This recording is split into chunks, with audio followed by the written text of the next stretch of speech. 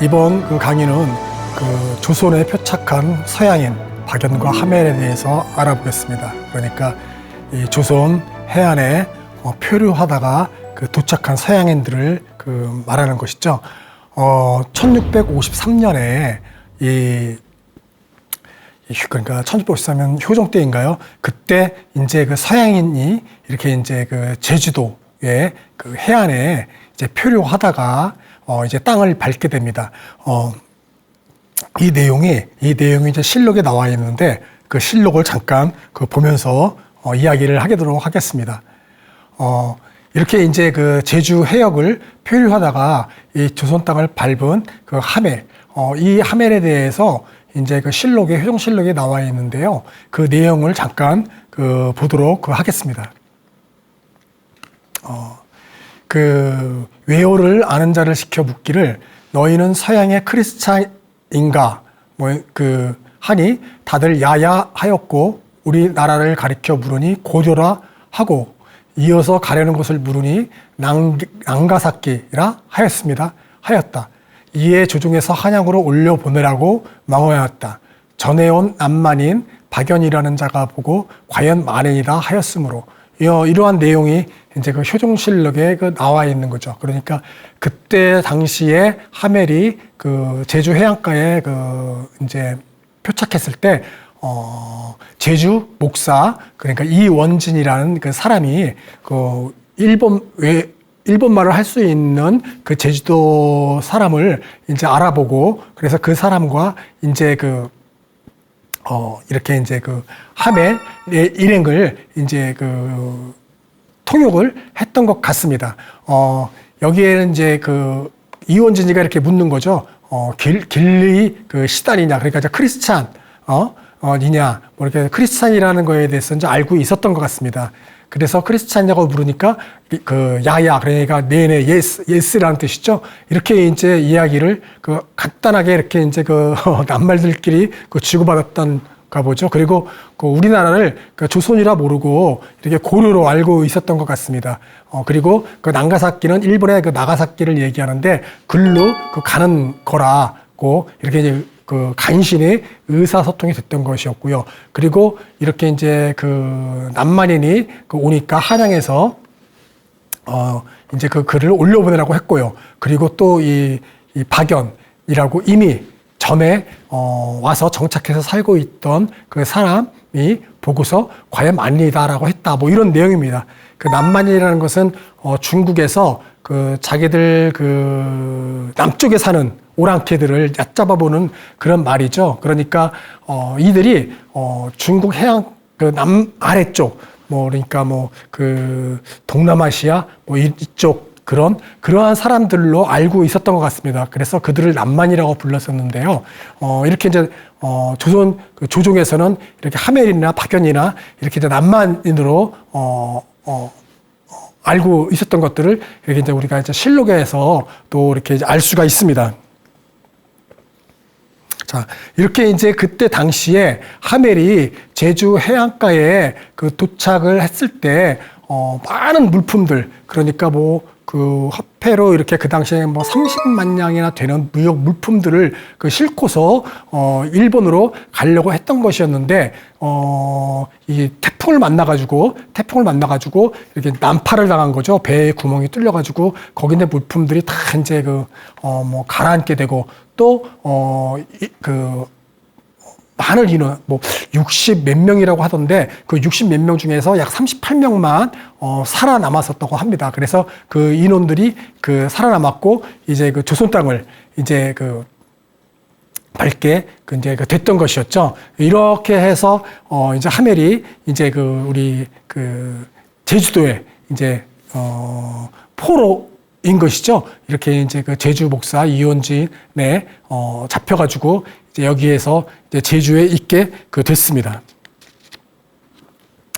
이렇게 이제 하멜은 이 조선에 이렇게 왔었고요. 그랬는데 이렇게 오고 나서 이렇게 뭐라 그럴까요? 이 조정에서 이제 그 전에 이미 와 있었던 그 하멜 벨테브레이라는 네덜란드 사람인데 그 사람이 이미 오래전에 여기에 와 있던 것이었죠. 여기에 와 있어가지고 있던 사람을 이제 그 제주도로 보내가지고 이 하멜을 만나보게 했던 것입니다. 그러니까 얼마나 같은 그 나라 사람이었으니 얼마나 기뻤는지 우리가 뭐 상상을 해도 알 수가 있습니다. 이렇게 들이 만났을 때 막 이제 뭐 펑펑펑 울면서 막 이제 박연이 얘기했다고 합니다. 이 하멜이 자기들이 일본으로 보내달라고 하니까 이 박연이 본인도 자기도 여기에 처음 도착했을 때 일본으로 보내달라 또 본국으로 보내달라 했지만은 이 조선은 외국인들은 이 본국으로 보내지 않는 게 그 조선의 국법이다라고 했다라고 하면서 그 당시에 왕이 날개가 있으면 모를까 날개가 없는 한 포기해라 뭐 이렇게까지도 얘기를 했다고 합니다. 이렇게 그 당시에 조선은 해양 정책은 쇄국이었고요. 절대적으로 이렇게 외국인들이 필요하다가 이 조선에 들어오게 되면은 보내는 일이 없었다고 합니다. 단 이렇게 이제 명나라나 청나라로는 이제 우리가 외국인들을 보내게 되어 있으나 봅니다. 그러니까 그 이후에는 본국으로는 절대 보내지 않았던 것이었죠. 그렇기 때문에 우리나라에서 정착해서 살 수밖에 없었던 것이 바로 그때 당시에 외국인들이 우리 조선에 표류하다가 정착해서 이제 살 수밖에 없는 운명이었던 것 같습니다. 이렇게 그때 당시에 또 이제 남아있는 이러한 문헌들을 볼 것 같으면 그 당시에 하멜과 박연이 만났을 때 이렇게 규장각에서 일했던 윤행임인가요? 석재고라는 책에 그것을 기록에 나와 있는데 이 하멜이 하멜이 그리고 박연과 만났을 때 그리고 또 박연이 이렇게 하멜을 보고서 정말 생각지도 못한 사람을 만났고, 이 사람이 같은 나라였던 사람이기 때문에 아주 그냥 뭐 엄청나게 막 울었던 이러한 장면들이 또 이렇게 묘사되어 있기도 합니다. 이렇게 그러니까 인조 때 박연이 벨트브레이라는 인물이 조선에 이제 들어왔고요. 그리고 나서 또 이제 효종 때 이렇게 하멜 일행들이 또 조선에 들어왔는데 근데 그 전에 이미 선조 때도 이 조선 땅을 밟은 사람들이 있었습니다. 이 선조 때 마리라는 사람이 일본으로 가는 도중에 이제 배가 외구들에 의해서 이제 납치되고 또 물건이 약탈되면서 이렇게 또 간신히 이 조선 땅에 들어왔던 사람입니다. 국적은 불명이고요.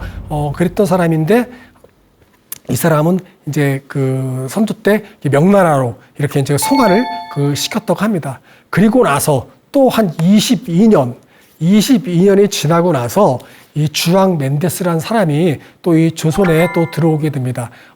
이 사람은 이제 포르투갈 사람인데 이 포르투갈 사람은 또 이 태풍을 만나가지고 난파가 돼가지고 우리나라에 이제 들어오게 됐던 것이었죠. 그래서 이 사람은 무역상이었고 한 37살이라고 이제 기록에 나와 있는데 한 4개월 정도를 이 조선에서 이렇게 이제 억류되어 있다가 4개월 정도 있다가 다시 이제 이 명나라로 이제 사신이 왔을 명나라 사신이 왔을 때 함께 이제 명나라로 가게 되는 것이죠. 이렇게 이제 마리나 주앙 멘데스가 이 박연이나 하멜보다 한참 전에 선조 때 이렇게 이제 우리 제주 해안가 그리고 이 조선의 해안가에서 표류하다가 이 조선 땅을 밟았던 사람들이죠. 그때 특히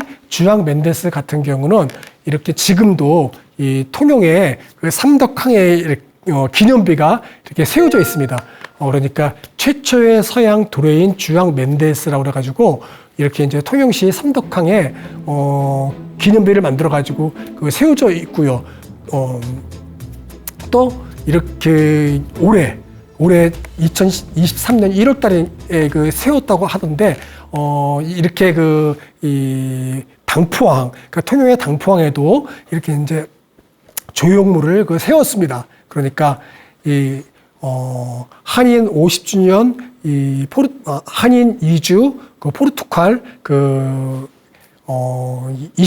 50주년을 기념해가지고 이 포르투갈의 리스본에는 조선의 여성상, 그리고 이 통영에는 이 포르투갈의 남성상을 각각 한 쌍씩 따로따로 해가지고 이렇게 세웠다고 해요. 그래서 이 최초의 서양 도레인이 주앙 멘데스가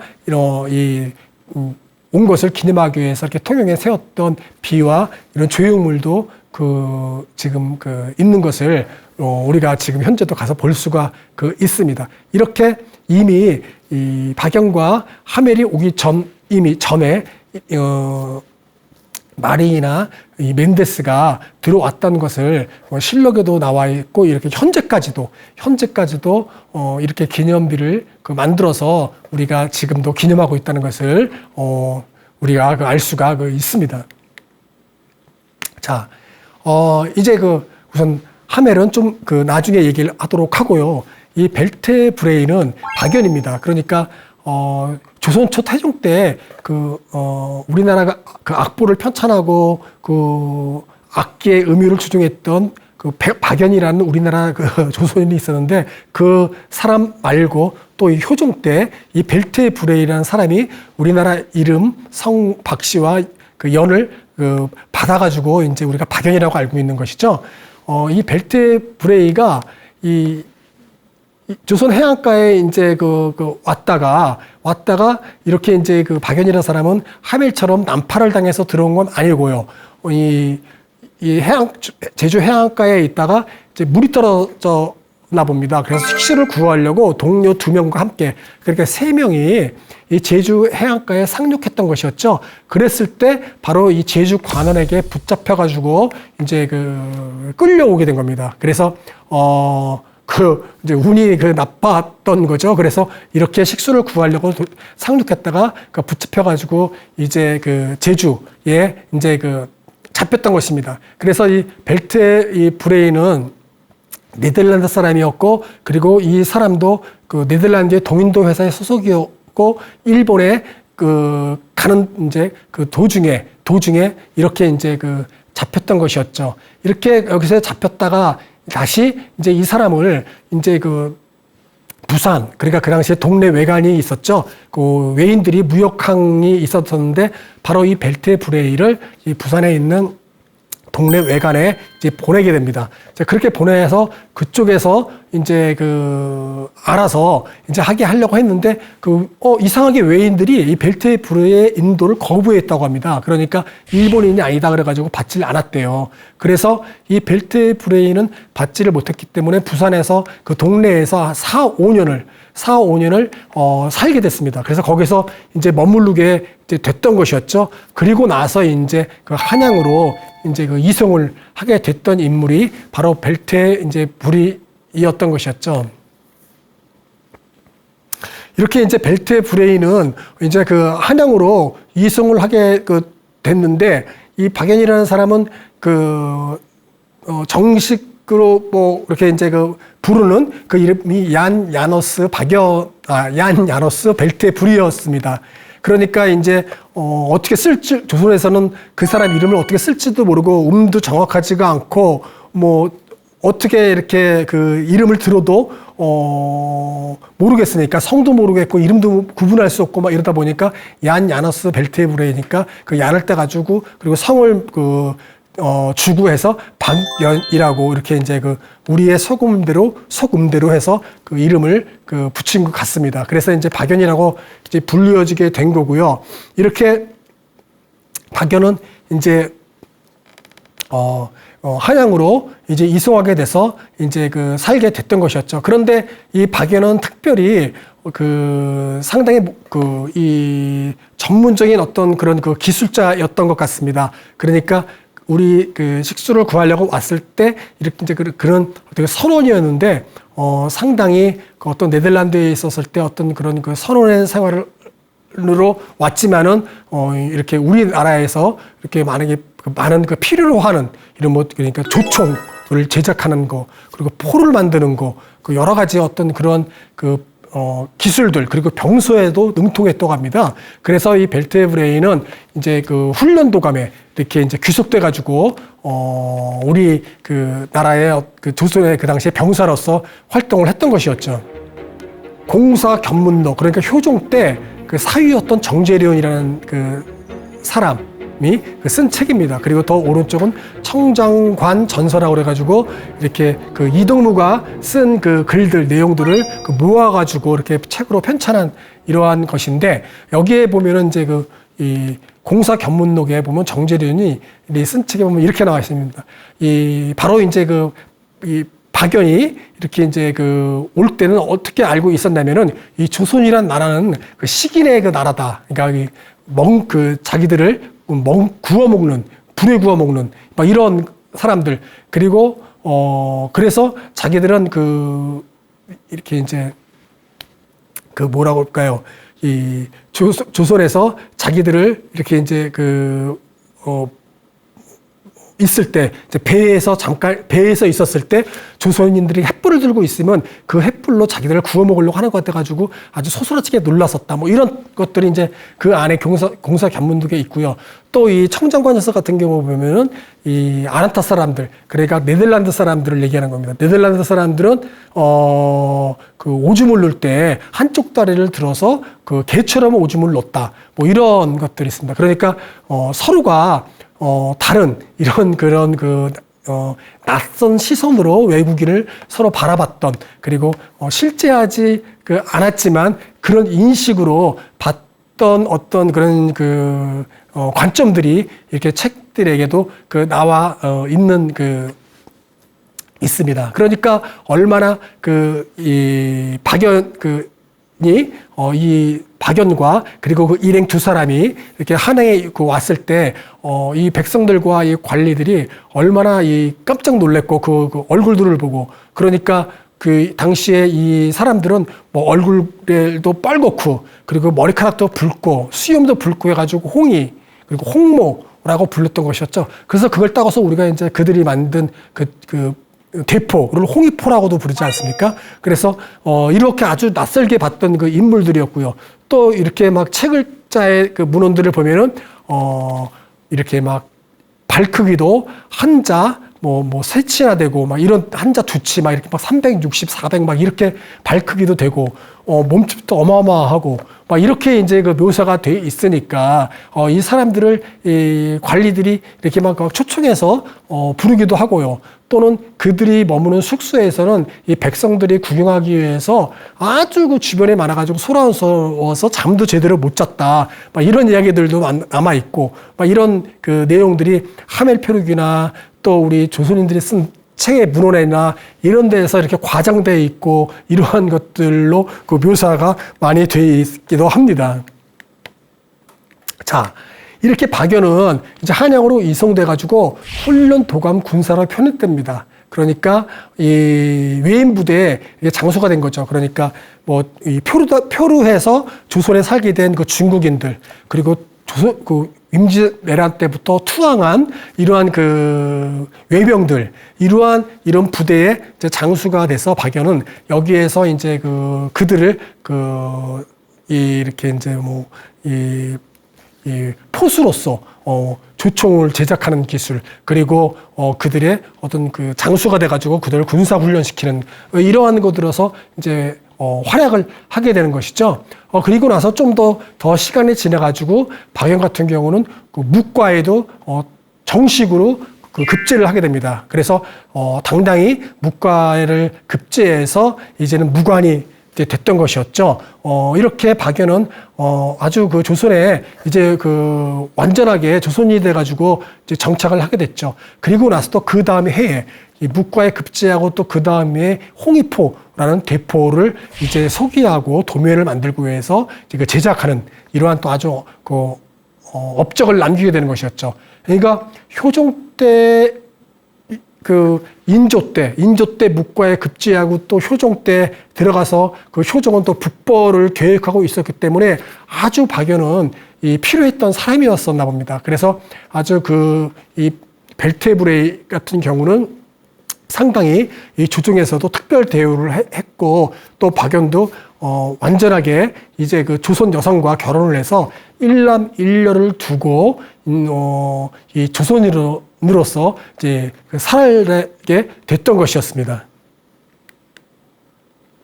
자, 이 박연과 하멜이 이제 그 만났던 이러한 것들이 또 이제 그 내용이 그 석재고라는 이런 책에 또 이제 나와 있는데 거기를 그 표현에 의하면은 옥깃이 다 젖을 때까지 울었다라고 써 있습니다. 그러니까 이 박연과 하멜은 35살 차이가 나고요. 그리고 이 하멜은 23살 때 바로 이제 제주도에 표창한 겁니다. 그러니까 나이 차이는 비록 많이 나고 이렇게 그 젊은 하멜이었지만은 둘이 만났을 때는 서로 알아보고 같은 그 고국의 사람이라는 걸 알아보고서 정말 아주 펑펑 울었다고 이렇게 써 있습니다. 또 이렇게 한편으로는 처음에 만났을 때는 말이 통하지 않았었다고 해요. 박연은 네덜란드 말을 다 잊어버려가지고 처음에는 의사소통이 안 됐다가 나중에 차츰 이렇게 이제 서로 의사소통이 됐다고 합니다. 그래서 하멜은 너무나 깜짝 놀랐다고 해요. 고국어를 잃어버렸기 때문에. 그 정도로 했고, 하멜은 또 하멜 표류기에 어떻게 썼냐면은 다행히 이렇게 통역을 할 수 있는 사람을 만나서 자기는 너무너무나 정말 행운이었다. 이렇게 통역사가 있었기 때문에 조정에 있는 많은 사람들과 소통을 할 수 있었다라는 것도 또 이렇게 이제 표현되어 있기도 합니다. 자, 또 이제 하멜 표류기에 이렇게 또 써 있었습니다. 하멜 표류기에 이 조선인들은 우리를 괴물로 여겼다. 음료를 마실 때는 코를 귀에 뒤로 돌리고 마신다든가, 금발이라 물속을 헤엄쳐 다니는 새처럼 보이다든가 하는 소문 때문이었다. 그러니까 조선인들이 얼마나 놀랐는지를 알 수 있는 그런 대목이죠. 그러니까 물을 마실 때도 코가 얼마나 컸는지 코를 귀로 돌려야 입으로 갖다 댈 수 있었다. 뭐 이런 뜻인 거겠죠. 그러니까 그 정도로 이렇게 이제 이 하멜은 이 조선인들이 놀란 모습을 이렇게 이제 재밌게 이제 표현을 했습니다. 이 하멜 표류기에는 이제 하멜이 이 조선에서 13년 정도 있었습니다. 그러니까 13년 있다가 이제 탈출을 해가지고 이제 네덜란드로 이제 돌아가는 거죠. 그래서 네덜란드에서 암스테르담, 로테르담 거기에서 이제 하멜 보고서를 쓰지 않습니까? 그래서 하멜 보고서를 쓴 것을 나중에 이제 다음 해인가요? 그때 이제 하멜 표류기라는 책으로 출판을 하게 됐던 것이었죠. 그래서 하멜 보고서라는 거를 썼는데 하멜 보고서는 또 이렇게 이제 하멜이 이 주손 땅에 있으면서 동인도 회사로부터 임금을 받으려고 했던 그런 13년치의 어떤 그런 일들을 이제 보고를 하기 위해서 이제 보고서를 썼다고 하죠. 즉 임금을 받기 위한 문서가 되겠습니다. 그래서 이제 여기에 하멜 표류기에는 내용들이 너무나 조선인들의 아주 13년에 자기가 눈으로 봤던 것, 들었던 것들을 실상들을 옮겨놓은 거기 때문에 외국 유럽에 처음으로 조선이라는 나라를 소개했던 책자라고도 볼 수 있습니다. 이렇게 이 하멜 표류기에는 또 이뿐만 아니라 어떤 객관적이라고 내용이만 있는 것이 아니라 하멜이 봤던 조선, 그러니까 아주 상당히 부정적인 내용들도 많고요. 또 제대로 본 시각으로 봤던 것들도 많이 있습니다. 그러니까 이 조선인은 이 남을 잘 속인다. 그리고 사기도 많이 친다. 그래서 신뢰할 수 없는 사람들이다. 동시에 이 조선인들은 또 속기도 잘한다.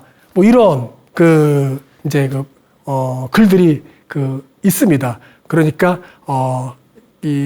자기 그 시점으로 그런 시각으로 이제 그 하멜은 또 그 봤던 것이었죠. 그리고 또 이 조선인들은 이렇게 그 유약하고 강인하지 못하다. 뭐 이렇게 아주 그 상당히 조금 낮게 보는, 그리고 좀 조선인들은 뭔가 그 유약한 이러한 인물들로 봤습니다. 또 한편으로는 또 이제 이 정치적인 문제에서는 또 제대로 본 것도 있어요. 이 중국의 황제가 더 높지만 이 조선의 국왕은 아주 절대적이라서 아무도 그를 어떻게 해코지할 수 없고, 만약에 또한 역모를 꾸민다 해도 그들 역모를 꾸민 자와 그대 친지들은 모두 몰살시켜 버린다. 절대적인 권력을 갖고 있다. 뭐 이렇게 이제 또 이렇게 이제 제대로 보기도 했고요. 또 이 조선에 있는 양반들, 즉 귀족들, 이들은 좀 한가하면, 그리고 여가를 보낼 때는 이렇게 기생들을 데리고서 암자로 이렇게 이제 구경을 다닌다. 뭐 이런, 그리고 또 한편 이렇게 그 지체 높은 그 사람들은 이렇게 자기 자식들의 교육에 아주 극성이다. 그래서 아주 어릴 때부터 스승을 붙여가지고 글과 글 쓰는 거, 읽는 거를 익히게 한다. 뭐 이런 그 교육열에 대해서도 써 있습니다. 그래서 이 하멜페르기에는 어떤 서양인의 그 시각으로 봤던 이러한 그 관점들, 이러한 것들을 우리가 흥미롭게 또 알 수 있는 책이기도 하죠. 자, 이 하멜이 이제 제주도에서 있다가 한번 이제 그 문제를 일으킵니다. 문제를 일으키는데, 어떤 문제냐면은, 그때 당시에 상당히 그 제주 목사 이온지라는 그 사람이 아주 후하게 잘 이렇게 대해줬는데, 이 목사가 이제 그 해에 이제 한양으로 발령을 받고 이제 올라가게 됩니다. 그러니까 그 다음 오는 어떤 그런 이제 사람들에 의해서 상당히 이제 후한 대접을 받았다가 이제 박하게 대우를 받았던 것 같습니다. 그래서 이제 이 제주에 있다가 어떤 그런 나중에는 이 하멜과 하멜의 일행들이 이제 전라도로 이제 오게 됩니다. 그래서 전라도로 오게 됐다가, 이 전라도에서 이제 거기에 이제 뭐 이렇게 뭐 통영이나 또 이런 이러한 병영에 이렇게 이제 머무르게 있게 이제 되는데, 거기에서 누구를 만나냐에 따라 가지고 전라병사 하면은 무관 한 2급 정도, 2품 정도 되니까 아주 높은 직책이죠. 그때 누구를 만나냐에 따라 가지고 고생길이 열리거나 아니면은 아주 편하게 지낼 수가 있었다 봅니다. 그래서 상당히 힘든 그러한 병사를 만나게 되면은 아주 직접 막 구걸도 하러 다니고 막 이렇게 됐고요. 또 자기들을 후한 이러한 또 대접하는 병사를 만나게 되면은 여행도 다니게끔 해주고요. 막 이렇게 해서 아주 먼 장기 여행도 가면서 이 조선을 구경 다닐 수 있도록 또 해주기도 했다고 합니다. 자, 이렇게 이제 또 여기에서 전라자수 있는 데서 자수영에 있는 병영과 통영, 순천 막 이런 데서 이제 이렇게 또 이제 하멜 일행이 있었던 것 같습니다. 그런데 거기에 있다가 한번 이렇게 이제 도망을 치려고 했던 사건이 있었습니다. 그러다가 도망을 치려고 했다가 이제 하멜 일행 중 2명이 뭐 이렇게 이제 막 도망도 막 치고 그러다가 다시 주민들의 신고를 해서 잡히기도 했고, 또 이렇게 이제 그들이 조용히 얌전히 있었던 건 아니었겠죠. 어떻게든지 탈출을 하려고 이제 했었던 것 같습니다. 그래서 이러한 것들이 발각이 되고 문제가 되니까 이제 다시 육지로 이제 전라도로 이제 들어오게 됐던 것이었죠. 그러다가 거기에 있다가 이제 조종의 명을 에 의해서 이제 한양으로 압송을 이제 하게 됩니다. 그래서 뭐 한양으로 압송하는 과정에서 또 뭐 이제 일행 중 한 명은 죽기도 하고요. 그래서 한양에 이제 와가지고 이제 있게 됐을 때 또 이제 탈출의 기회를 노리고 어떻게든지 이제 그 일본으로 가려고 이제 했습니다. 그런 와중에 이제 청나라 사신이 이제 조선에 이제 왔었는데 또 거기에서 이 하멜 일행들 중에서 몇 명이 이렇게 청나라 사신을 가로막고 이렇게 이제 이 조선 옷 이 안에는 네덜란드 옷을 입었었다고 해요. 그래서 이 조선 옷을 벗어버리고 겉옷을 벗고 네덜란드 복을 입고 그 청나라 사신의 말을 이제 막았던 것이었죠. 그리고 이제 그렇게 이제 호소를 했던 것입니다. 우리는 이렇게 이제 그 일본으로 가고 싶다. 그러니까 도와달라. 막 이렇게 이제 청나라 사신을 가로막은 사건이 발생했던 겁니다. 그러니까 청나라 사신과 그 당시 순간 이러한 일들이 오고 갔지만은 서로가 말을 못 알아 이제 들었던 거죠. 그래서 박연이라는 자가 있는 것은 이제 알고 있었기 때문에 사신이 박연을 밤에 불렀다고 해요. 그래서 이제 돌아가는 상황을 이 청나라 사신이 들었다. 그리고 이 박연은 바로 이 궁궐로 들어가서 효종에게 보고했다. 그래서 이 사신을 가로막은 하멜 일행 2명을 죽인 건지 아니면 자연사로 죽었는지 모르겠다. 이러한 내용들을 하멜 표류교에 이제 썼던 것이었죠. 그래서 박연이 보고했고 아무래도 그 일행들은 죽었는데 자연사인지 고문으로 죽었는지 모르겠다. 뭐 이렇게 이제 또 이 하멜 표류교에 또 나와 있습니다. 어쨌든 청나라 사신을 가로막은 거는 큰 사건이었고요. 그래서 이 조중에서는 이 하멜 일행을 이제 어떻게 이제 이 처신해야 될지 이 고민이 됐습니다. 그래서 회의할 때는 이 하멜 일행을 전부 다 처형시키는 거로 또 회의를 했었다고도 합니다. 왜 그랬냐면 그때 당시에 이 효종은 북벌 계획을 했었고 또 하멜 일행도 이 한행으로 불려 들어가지고 그 훈련도감에 편입시켜가지고 박연 밑에서 이렇게 조총 제작 기술과 포를 만들고 이러한 그 군사일을 계속 했었던 거거든요. 그러니까 이 청나라 사신이 와서 이런 그 효종의 북벌 계획과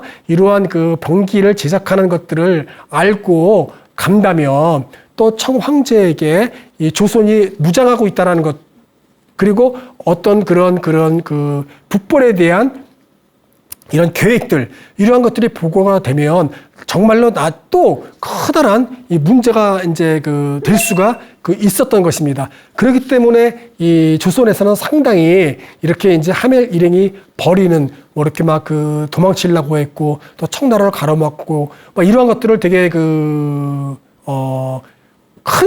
일로 봤던 것이었죠. 그리고 나중에 커다란 문제화 될 수 있었던 것이었습니다. 그렇기 때문에 하멜 일행을 처형을 시키려는 것까지도 이제 막 회의를 했던 것이었죠. 그랬는데 그 사실을 하멜 일행이 알고서 인평대군을 찾아갔다고 해요. 인평대군은 효종의 동생이죠. 그러니까 인평대군을 어떻게 찾아가가지고 자기들을 살려달라고 이렇게 이제 막 애걸복걸을 했었다고 합니다. 그래서 그것을 측은하게 생각하고 인평대군이 다시 또 효종에게 이야기해서 유배형으로 끝나는 거로 이제 결정을 했습니다. 그래서 하멜 일행은 다시 또 이제 유배를 이제 가게 되는데 어디로 가게 되냐면은 강진, 전라도 강진으로 이제 유배를 이제 가게 됐던 것입니다. 이렇게 하멜 일행은 이제 전라도 강진 병영으로 유배가 되어서 7년간을 이제 거기에서 살게 됐던 것이었죠. 바로 그 기간은 13년 28일이었습니다. 그러니까 전라도 강진 병영에서 이제 살게 되었다가 나중에 또 아주 다 이렇게 이제 세 군데로 일행이 흩어지게 됩니다. 그러니까 하멜 일행이 한 60몇 명이 있다가 30 몇 명 정도만 살아남았고 30 몇 명 중에서 또 이제 이렇게 조선에서 뭐 이렇게 그 병으로 들어서 죽기도 하고 뭐 이렇게 이제 죽음을 당하고 살아있는 인원은 이제 별로 안 됐었나 봅니다. 나중에는 뭐 10몇 명, 16명, 18명 뭐 이렇게 이제 남아 있었던 걸 알고 있고요. 이렇게 이제 강진병해에서 유배되어서 이렇게 살았지만은, 여기에 살고 있으면서 이 효종 때 아주 큰 또 이 대기근이 발생합니다. 그러니까 이 경신대기근이라고 그래가지고 정말 뭐 가뭄 또 흉년 막 이러한 것들이 한 1, 2년 동안 엄청나게 심하게 흉년이 왔기 때문에 먹을 게 없었다고 합니다. 그래서 백성들도 거의 먹을 게 없어가지고, 아주 아사자가 엄청나게 늘어날 때였습니다. 그러니까, 강진병영에도 이것이 너무너무 힘들었던 것이었죠. 그래서, 이들을 이제 한 곳에 있지 못하게 하고, 뭐 순천, 남원, 여수, 막 이렇게 이제 다 흩어져서 이렇게 유배를 했던 것 같아요. 또 이렇게 따로따로 이렇게 살면서 이제 좀 함께 있지 못하니까 더욱더 탈출할 그런 기회를 찾지 못했던 것이었죠. 이렇게 이제 시간이 한 13년간이 이렇게 흘러가면서, 나중에 하멜이 이제 뭐 여수에 전라 자수영에 있었던 뭐 한 5명, 그리고 뭐 순천에 있었던 한 3명, 막 이렇게 한 8명이 이제 의기투합이 돼가지고 탈출 계획을 이제 짜게 됩니다. 그래서 이들이 이제 배를 구하기 위해서 그동안 7년 동안 살았으니까요. 뭐 친하게 지냈던 이 어부에게 돈을 주면서 이제 배를 구해 달라고 했던 것이었죠. 그러면서 먼 섬에서 이 면화를 구해다가 팔고 살려고 한다 하면서, 이렇게 이제 돈을 2배로 주고 그러면서 이제 배를 구하게 됐던 것입니다. 그리고 거기에 이제 일본 나가사키로 갈 정도의 어떤 식량들을 다 이제 준비를 하고, 있었던 것이었죠. 그러니까 7년간을 살았으니까 이제는 여기에 거의 뭐 귀화인처럼 정착해서 사는 것을 알았기 때문에 어떤 느슨한 이러한 감시였겠죠.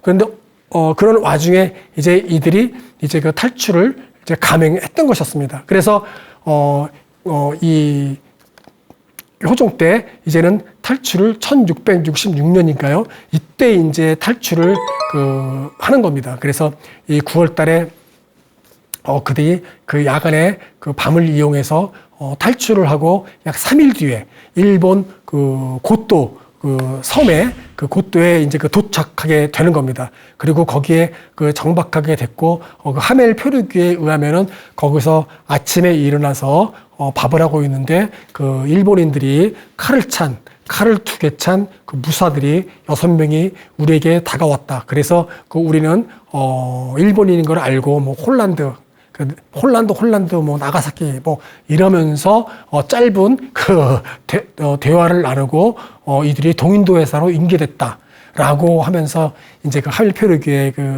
탈출에 성공했던 이러한 또 이 장면들이 나오기도 합니다. 그렇게 해서 어쨌든 그들은 6명이 이제 탈출을 하게 돼가지고 일본 1668년인가 2년 정도 일본에 있다가 또 다시 또 이제 이 네덜란드에 이제 갔다고 합니다. 이래서 거기에서 이제 이전에 말했던 동인도 회사에서 임금을 받기 위해서 보고서를 작성했던 것이 이제 나중에 하멜 표류기로 이제 출간이 됐던 것이었죠. 2015년인가요? 아니 1991년이군요.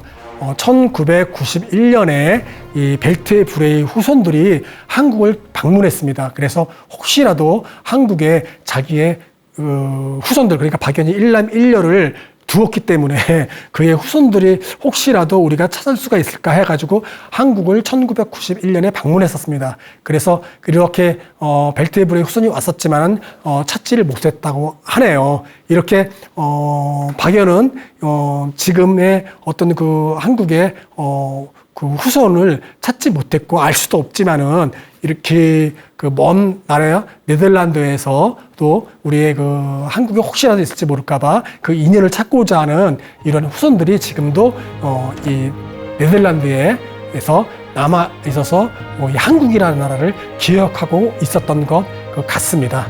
네, 이것으로 강의 마치도록 하겠습니다.